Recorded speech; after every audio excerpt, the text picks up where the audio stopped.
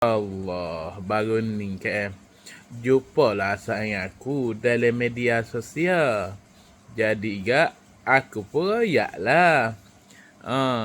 Dia ni tak balik ke kampung. Dia pun royak.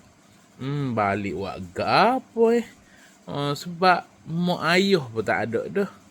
Lepas tu gak kejut lah. Mu tak balik langsung. Tak balik lah dia duduk Johor. Jadi dia pun tak balik lah. Lepas tu, tidak ada habis sini. Dia pun habis tiri belakang tu. Malah basuh balik dia kata. Pelik lah dengar. Tapi gak, kita tak tahu sudah lah. Moga keluarga dia, okey?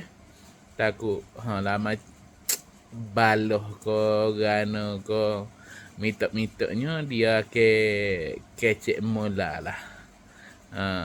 Lepas tu nak tahu gak saja je nak tahu. Tanyalah habis dia lah ni duk buat gapo. Dia pun tak cara dia yak gitu. Tak tahu takut dia baloh. Aduh.